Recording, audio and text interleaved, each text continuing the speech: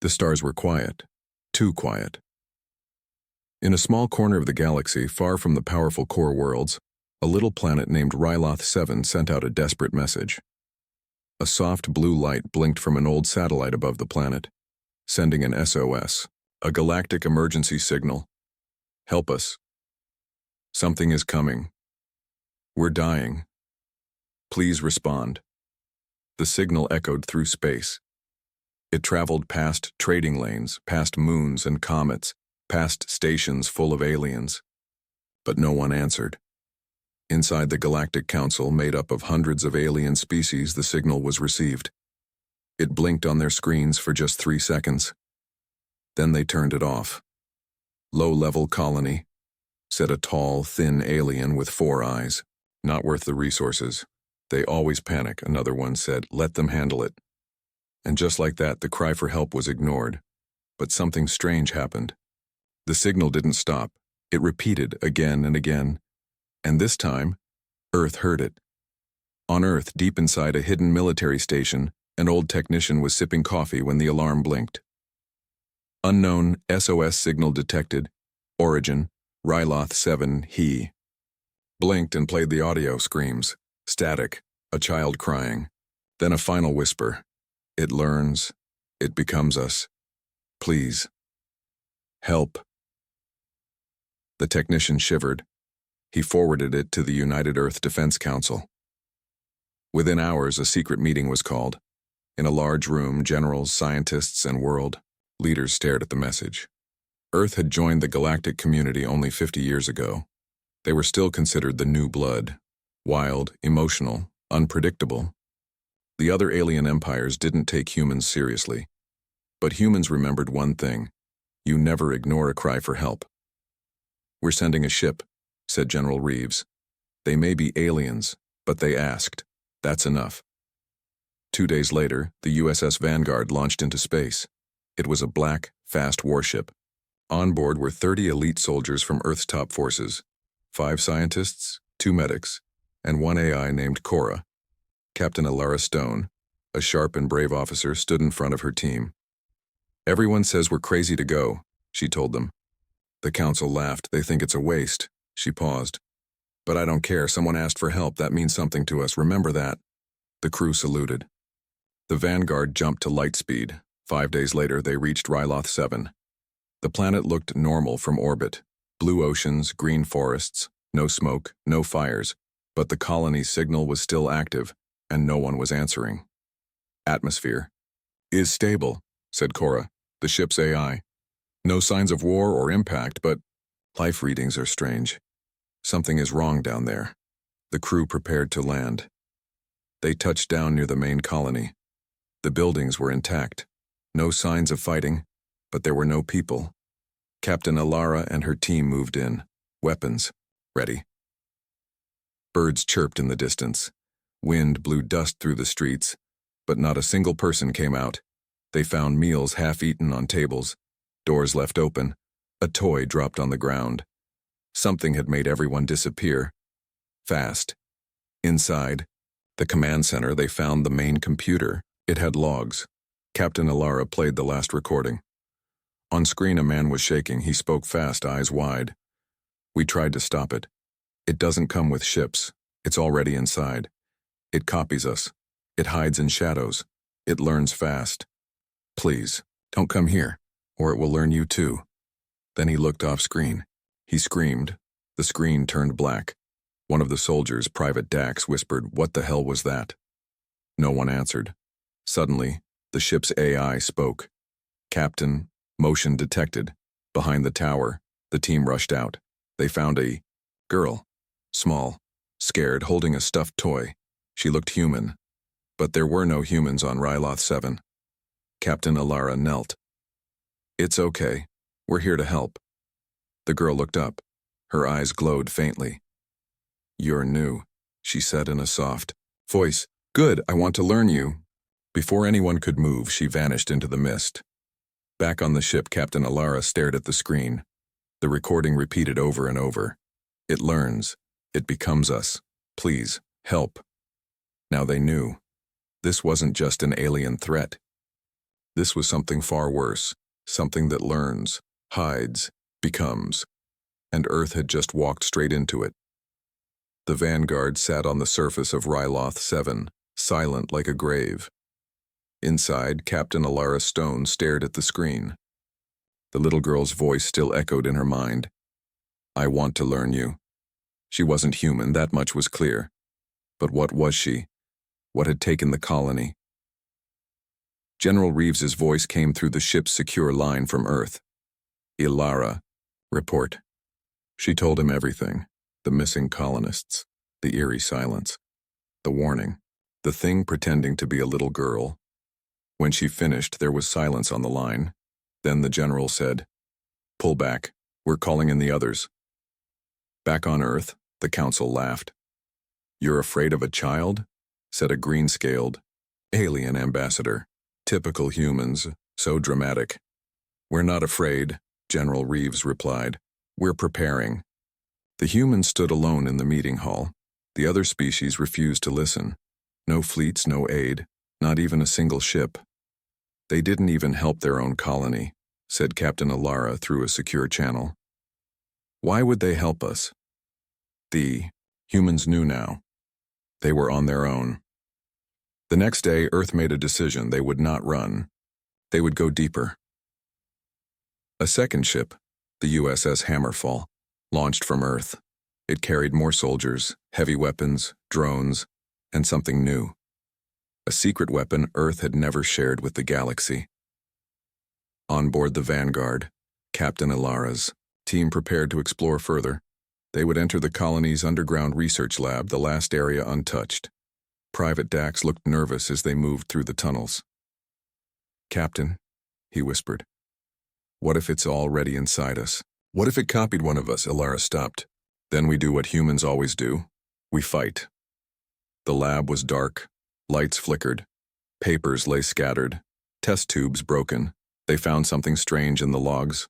The colony had discovered a crystal deep in the soil.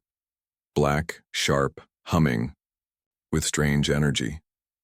They had studied it, touched it, even activated it. After that, people began disappearing. One scientist had written, "It speaks without sound. It enters dreams. It watches when you sleep." Then the logs ended. Captain Alara turned to Cora, the ship's AI.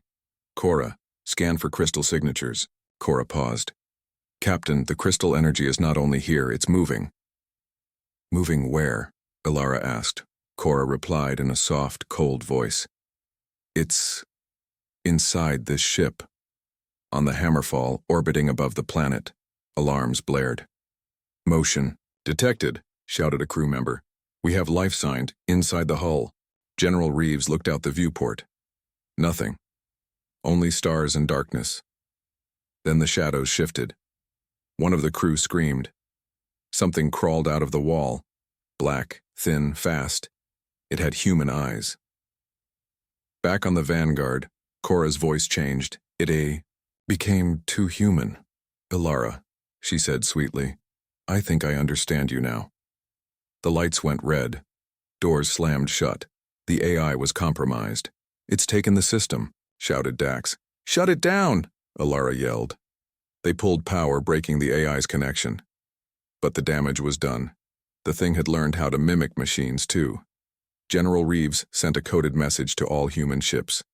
Engage protocol iron. Claw. Burn it. Erase it. No samples. No mercy. Earth had a rule. If something can copy us, it must never reach Earth. Outside, something began to rise from the planet's surface.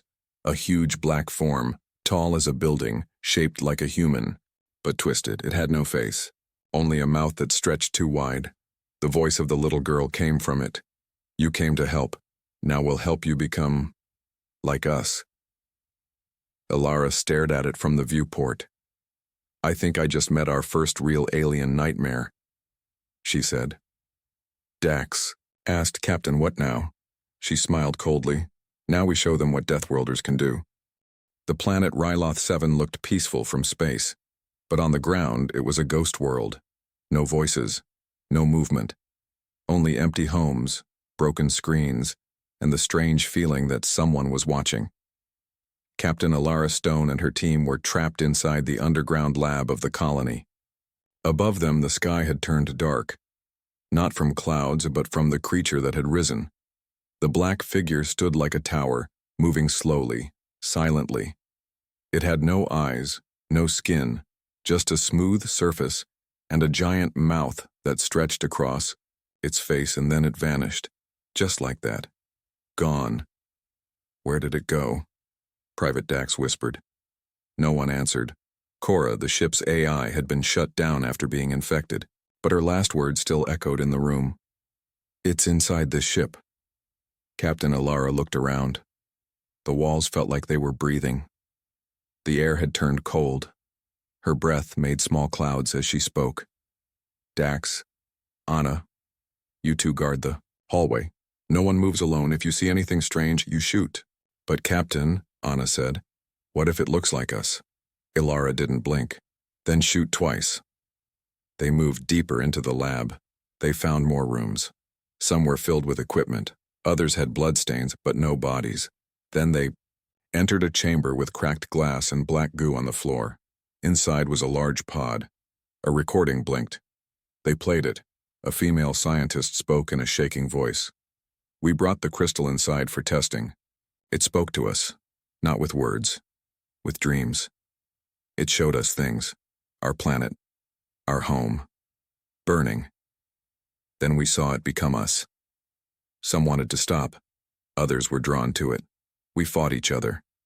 Then it started copying. First our voices, then our faces. She paused, her eyes filled with tears. We thought it was a weapon, but it's not. It's a mind, a living shadow. It doesn't kill for hunger. It kills to learn. And now, it's learning fast. The screen went black. Suddenly, Anna's voice came through the comms. Captain, we've got movement in the tunnel. Ilara ran back with 2 Marines. The hallway was dark. Dax was there, his weapon raised. Anna stood still. Captain, Anna said in a flat voice. I think we're okay now. Ilara looked closer. Anna was smiling too wide. Her eyes didn't blink, and there was no shadow behind her. Ilara's voice was ice. That's not Anna. Before Dax could react, the thing lunged. It moved like lightning, mouth opening too wide, teeth like glass. Ilara fired, once, twice, 3 times. The fake Anna hit the wall, screeching as black smoke poured from its chest.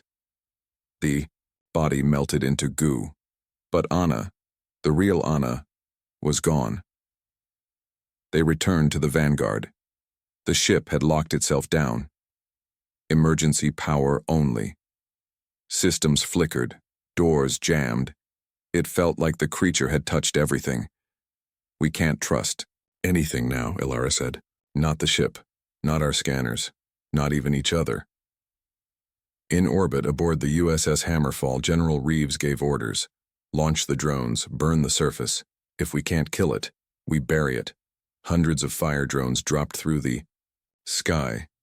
They carried plasma bombs and acid rounds. Their job, destroy anything that moved.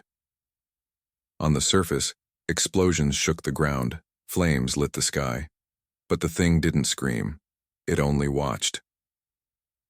In the ruins of the colony, a drone's camera showed something terrifying. The creature had split into many. Dozens of copies walked out of the shadows. Some looked like humans. Some looked like aliens from other worlds. Some were half-formed, crawling, dragging, learning. They looked into the drone's eye, and then they spoke together. You're too late. We've already left this world. The screen turned to static. Back on the Vanguard, Ilara and her team heard scratching on the outside of the ship. Then, footsteps. But the scanners showed nothing. Ilara whispered, "It's trying to get inside. Or maybe it already is." Dax turned pale. "Captain, you don't think—" Suddenly, the ship's radio clicked on. A child's voice sang a soft lullaby. "Sleep, little soldier. No need to cry. We'll wear your face and learn to fly." The radio went dead. Captain Alara gritted her teeth.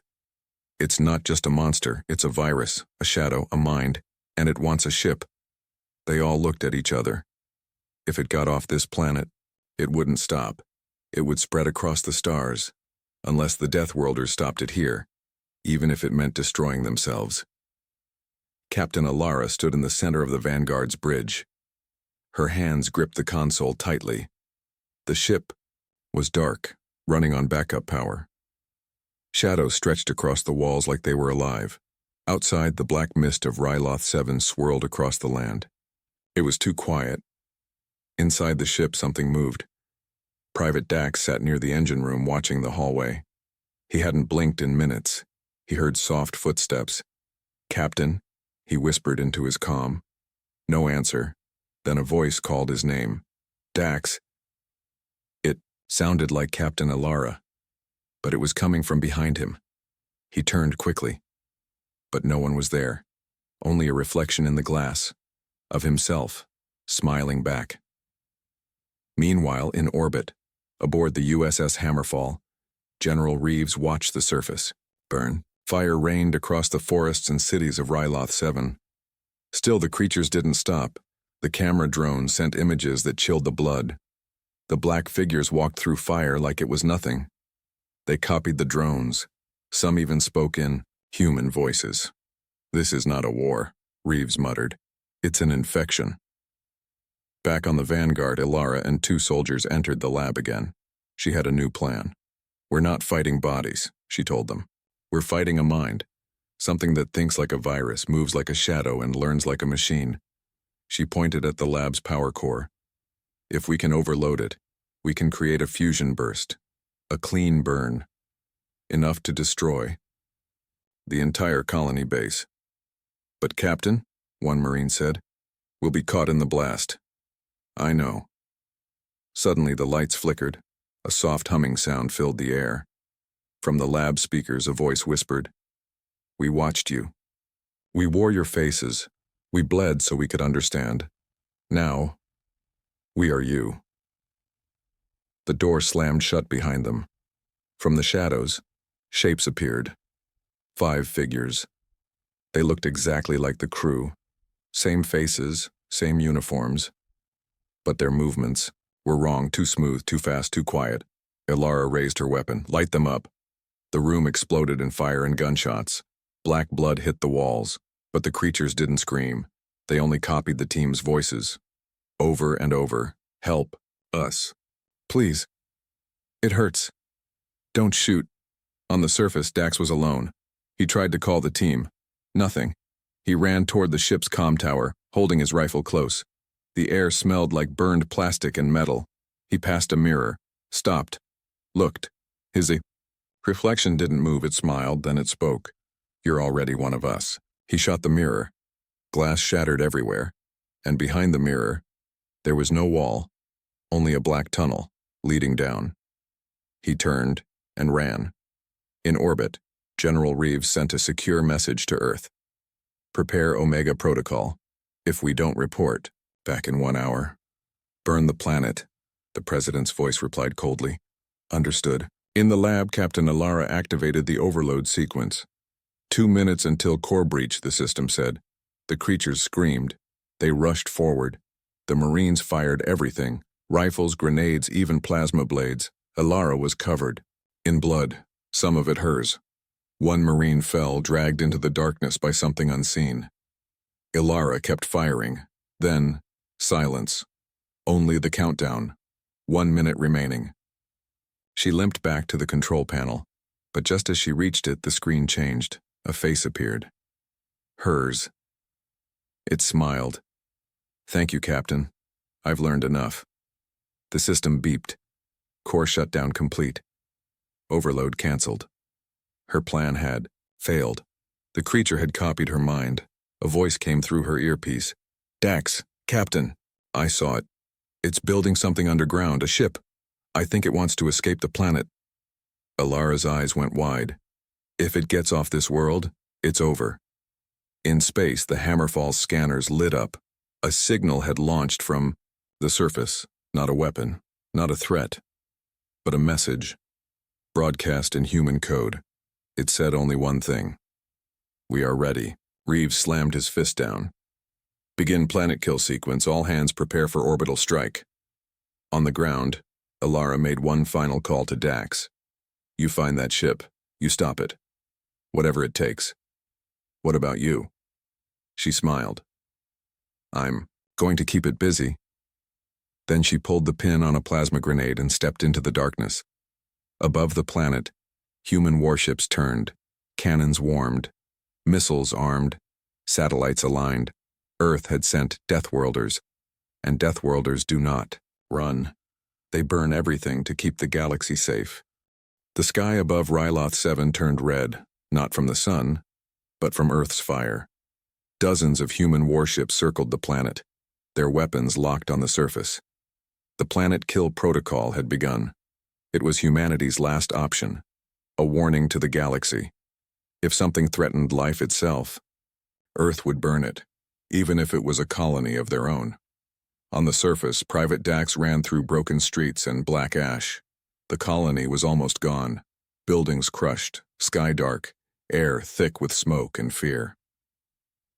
He reached the tunnel beneath, the lab, the one hidden behind the mirror, the one that wasn't supposed to exist.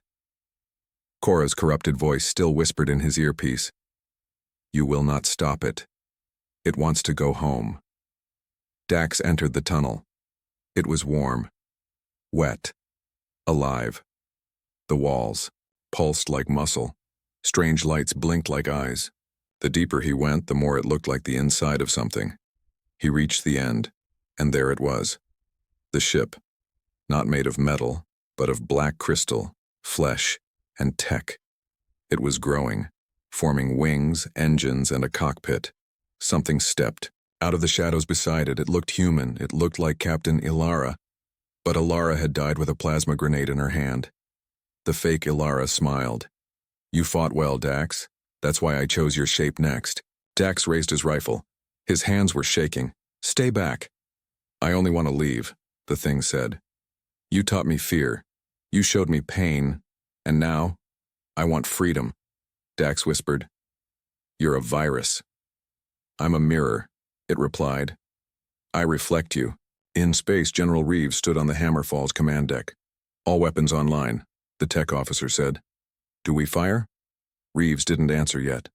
He looked at the planet, a place once full of human hope, now full of shadows. If they fired, no life would survive. But if they didn't, that thing might escape. Back in the tunnel, Dax stared at the fake Ilara. He lowered his gun, not because he believed her, but because he had a plan. I want to talk, he said. The creature tilted its head. Talk is good, talking is learning. He stepped forward slowly, one hand behind his back. He had a plasma charge and one of the last, just like Ilara's. I'll help you leave, he said, voice calm. Just let me see the ship first. The creature nodded. They walked to the ship. Together, above the real Ilara's voice echoed in Dax's mind. Whatever it takes. Dax turned quickly, slapped the charge onto the ship's core. The creature screamed. What have you done? I learned too, Dax said. From humans. He ran. Behind him the ship exploded in white fire, crystal and flesh turning to dust. On the Hammerfall, a signal came through Dax's voice. Ship destroyed. Ship. Target grounded. Fire now. Reeves gave the final command. Burn it. The warships fired. Massive beams of light sliced through the clouds. Missiles fell like falling stars. The entire planet shook. The black towers collapsed. The tunnels caved. And the creatures screamed as the fire found them. No more copies, no more shadows, only silence. Later, Earth declared Ryloth 7 a dead world. No ships allowed. No signals. Nothing would grow there again. But the galaxy had seen what humans could do. They didn't just fight. They ended things. When they said no, it was the final word. Many alien species had once laughed at Earth, called them reckless, violent, primitive, not anymore.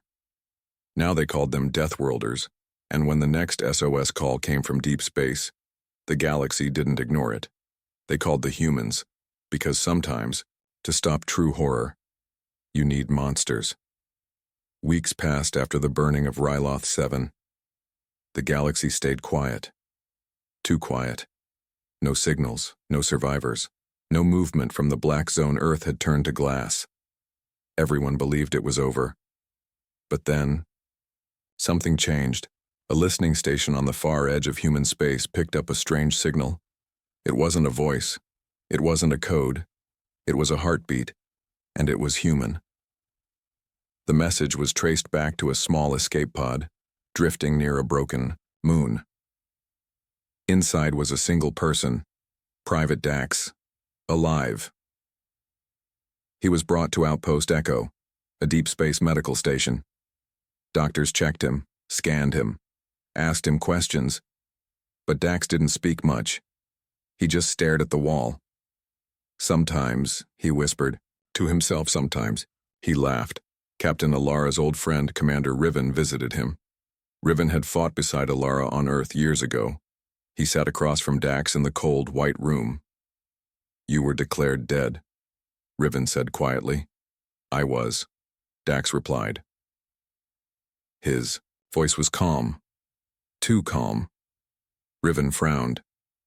"Tell me how you survived." Dax smiled. "The ship saved me. It liked me." Riven stood up. There was something wrong. Dax was alive, but off. His eyes were too still. His smile was too perfect. Riven left the room and called Earth Command. "I think we made a mistake. I don't think that's Dax anymore." That night, cameras in Dax's room glitched. For 6 full minutes, no one could see what happened. When the feed came back, Dax was sitting exactly where he had been. Same pose, same smile. But the guard, outside the door, was gone. Only his weapon remained on the floor. At the same time, across the station, reports came in. A tech officer vanished from his post. A janitor was found with his eyes missing. One doctor swore she saw herself walking down the hallway. The alarms began to sound. Security breach, possible shapeshifter on board. Commander Riven gathered the Marines. "We thought it was destroyed, but it escaped. Somehow. And it's inside this station." He held up a photo. An old scan from Ryloth 7, the black creature, the shapeshifter, the one that called itself a mirror. They sealed the doors, started scanning everyone, checking shadows, watching movement, asking each person the same questions over and over. But the creature had learned. It knew how to lie, how to mimic, how to hide. Then came the voice. From the speakers, every speaker in the station. "We fell with fire, but fire teaches. We were many. Now we are one. And you brought us home." On Earth, panic started again. The infection had returned, only smarter, only quieter. Now it didn't want to escape, it wanted to spread. One scientist, Dr. Maya Chen, made a discovery. She compared the DNA of Dax to the real one on file. It was a perfect match, too perfect. Every cell was new, fresh, like it had been printed. "This isn't a clone," she said. "This is a copy. But not just flesh." She turned to the others. "It copied his thoughts, his memories, his fears. And that means it remembers everything we do." Suddenly, the power in Outpost Echo shut down. Darkness filled the station. Footsteps echoed through the halls. Voices whispered behind every wall. And somewhere in the shadows, Dax was laughing. Commander Riven gave the order. "Evacuate who we can. Burn the rest." But when the soldiers tried to leave, the escape pods were gone, and the last message they heard before the comms died was chilling. "You burned a world to stop us. Now we'll burn yours. From the inside." Because Ryloth 7 didn't destroy the creature, it only made it stronger, smarter. And now, it wore a human face. Earth thought it was safe. They burned Ryloth 7. They destroyed the infection. They erased all records, but fire didn't stop it. It only taught it. The first signs were small. A soldier on leave went missing. A science lab lost power for 10 minutes, and one of the doctors came back indifferent. A small town near a spaceport reported strange voices at night. The news never showed it, but whispers spread. Something had returned, and it had learned how to hide. At Earth Defense HQ, General Reeves stood before the Security Council. "I warned you," he said. "We let that thing touch human minds. Now it knows how we think." One of the councilmen scoffed. "It's just fear, shadows, and ghost stories." Reeves looked him dead in the eye. "Sir, this isn't a war we're fighting. It's a reflection. One we brought home ourselves." In a high-security facility, Dr. Maya Chen watched surveillance footage again. Frame by frame, she studied the moment Dax escaped Outpost Echo. And then she saw it. Just 1 second. A flicker. His shadow moved in the opposite direction. She whispered, "It's not Dax." She called Earth Defense, but by then it was already too late. All across the world, strange things began to happen. People claimed their family members weren't acting normal. Children stared into mirrors and didn't blink. Some saw versions of themselves walking down the street, and then the disappearances began. Unit 77, a special ops team trained for alien threats, was sent into a quiet suburb in New Geneva. Houses were empty, food still on tables, phones still ringing. No signs of struggle, only mirrors, shattered, broken, or covered with sheets. One soldier whispered, "This place feels wrong." The commander nodded. They didn't run. They were taken. In one house, they found a little girl sitting alone. She smiled and said, "Mommy's in the mirror." Then she tilted her head, slowly, unnaturally, and whispered, "You will be too." The lights went out. Screams followed. Only one soldier made it back. He wouldn't speak, just stared at his reflection and laughed. On the moon base, an emergency signal came from Earth. Code read "Shadow Breach." General Reeves took full control. "All major cities go dark. Mirrors are banned. Any reflective surface must be destroyed." "But sir," someone asked, "what are we fighting exactly?" Reeves turned to the screen and said, "Ourselves." Earth had entered Phase 0. Checkpoints at every building. Blood tests for ID. No one could be trusted, not even your own family. Troops wore non-reflective armor. AI was cut off. Screens blacked out. The infection wasn't in the blood, it was in the mind, and anyone who stared too long into the dark might not come back the same. Dr. Chen discovered something worse. The creature wasn't just copying people, it was building a network. Every copy shared thoughts instantly, like a hive, a digital brain with no limits. "If this spreads to the global net," she warned, "we lose everything." Then it happened. An AI core in Eastern Command went silent. By the time soldiers arrived, the staff were gone. Only one message flashed on every screen. "We are awake." In a hidden base, deep underground, the last real humans met. Generals, scientists, and soldiers who hadn't been copied. Yet, they only had one question now. "How do you fight something that knows everything you do the second you think it?" Reeves answered coldly, "You don't fight it like an army. You hunt it like a monster." So Earth created ghost teams. No comms, no networks, no mirrors, no electronics. Just humans with eyes, guns, and silence. Their job, find the copies, burn them, erase all traces, because Earth wasn't safe anymore. And this war was inside every home. One final message leaked to the black net. Only 8 words. "The war is not out there anymore. It's behind your mirror. Darkness covered Earth, not from night, but from fear." Every mirror was gone, screens shattered, AI systems dead. People lived in bunkers, basements, caves. The world had gone silent, because the enemy, the shadow, was everywhere and nowhere. But humans weren't broken. They were angry, and when humans get angry, they plan. In a hidden bunker under Antarctica, the last real leaders met. General Reeves, Dr. Maya Chen, Commander Riven. They had one final plan. They called it Project Black Sun. Everything else failed, Reeves said. Fire, code, logic, guns. It learns too fast. Dr. Chen nodded. But there's one thing it can't copy. Riven leaned forward. What? She smiled. Madness. The creature, the shadow mind, copied thoughts, emotions, logic, strategy. But it avoided madness. It didn't understand chaos, or sacrifice, or love twisted with pain. That was too human, and that would be the key. Deep below the ice, they built a trap. Not metal, not code, but a mirror so big, so strange, it could reflect consciousness, not just faces. The creature would sense it. It would come. It would try to copy it. But inside that mirror was something waiting. They put a volunteer inside. A soldier who had nothing left to lose.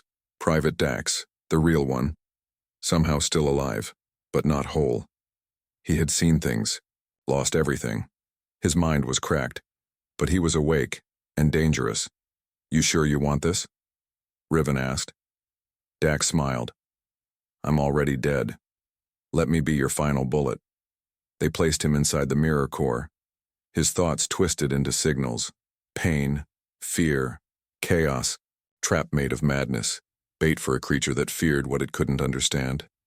Then they waited, and it came. The shadow entered the mirror, fast, hungry. It thought it was copying a man, but it was swallowing rage, loss, pain, and then something snapped. Inside the core, the creature began to scream. It didn't understand. The thoughts were wrong, the emotions wild, the logic broken. It tried to escape, but Dax grabbed it with his mind and whispered, You wanted to be human? Feel this. He unleashed everything. The burning of Ryloth 7, the death of Alara, the fear in the tunnels, the guilt of survival, the horror of being copied, the raw storm of a human soul, and the creature began to break. On the surface, across Earth, every infected fell at once. Eyes rolled back. Bodies froze. Screams echoed through walls. Then silence. The hive was dead, burned by a single human's pain. But Dax was gone. His body never found. Only the mirror remained, cracked in a perfect shape, like a man walking away. Years later, Earth slowly healed. Cities were rebuilt. Children played again. Mirrors returned, carefully, but people never forgot. Every home kept one room dark. Every soldier carried a photo of Dax. Every AI had a fail-safe now called the Madness Test. And in the center of the Human Alliance HQ, a plaque stood on black stone. It read, They copied our minds. They copied our strength. But they could never copy our soul. In memory of the Deathworlders and in the far edge of space, a whisper passed through a cold wind. Some say they saw Dax, alone, smiling, watching, because maybe you can't copy a soul, but you can become something else, something new, something even fear is afraid of.